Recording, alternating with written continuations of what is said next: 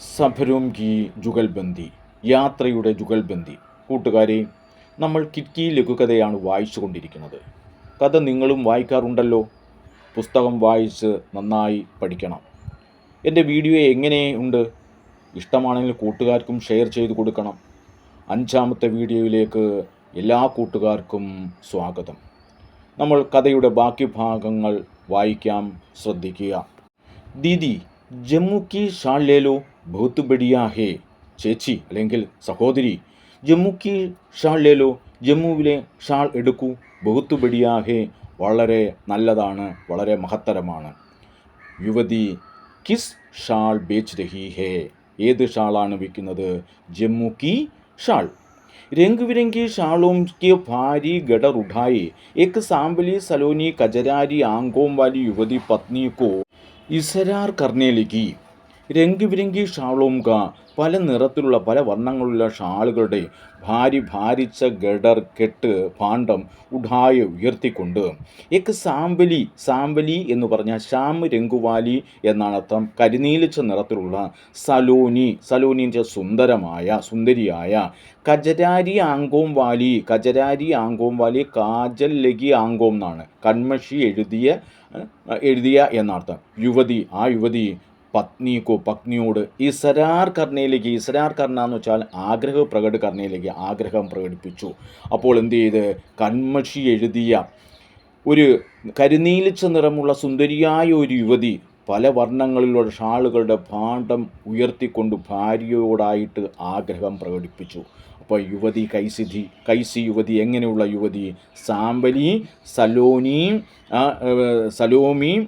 സലോനി കജരാരി ആങ്കോം Valley യുവതി. അപ്പം യുവതി കൈസിദ്ധി, സാമ്പലി സലോനി കജരാരി ആങ്കോം വാലി യുവതി കിസ്കേലിയെ ഇസരാർ കർണ ആഗ്രഹം പ്രകടനയില്ലേ. എന്തിനാ ആഗ്രഹം പ്രകടിപ്പിച്ചത്?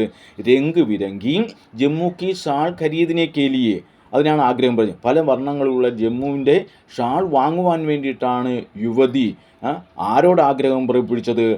മേരി പത്നീസെ, എൻ്റെ ഭാര്യയോടായിട്ട് ആഗ്രഹം പ്രകടിപ്പിച്ചപ്പോൾ ചോദിച്ചു, കിത്തനീക്കി, എത്രയാണിതിന്?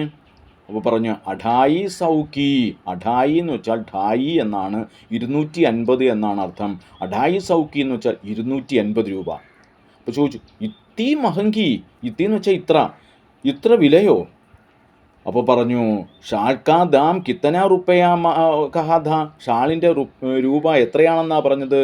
250 ഓർ 250, 250 രൂപയാണെന്നാണ് പറഞ്ഞത്. മനസ്സിലായ പറഞ്ഞത്? അപ്പം സ്യാദാ പീസ് ലോഗി തോ കം കർ ദൂങ്കി, കൂടുതൽ പീസ് എടുക്കൂ, അപ്പോൾ വില കുറയും. കം കർ ദൂങ്കി. മുझे മക്കാൻ കോൾനി ഹേ ക്യാ, ഞാൻ എന്താ കട തുടങ്ങുന്നോ? ലേ ലോന ബഹനും അവർ ഭായിയും കേലിയെ, ചേച്ചിക്കും അല്ലെങ്കിൽ സഹോദരിക്കും കുട്ടികൾക്കും വേണ്ടിയിട്ട് എടുക്കൂ. മൈംനെ പത്നിക്കോ ഇഷാരാക്കിയ എന്ന് വെച്ചാൽ ആംഗ്യം കാണിച്ചു. ഞാൻ ഭാര്യയെ ആംഗ്യം കാണിച്ചപ്പോൾ തോ ഉസിനെ ആംഖേം തരേർന്ന് വെച്ചാൽ ക്രോധത്തെ ദേക്കിനാണ്, ക്രോധത്തോടെ നോക്കി.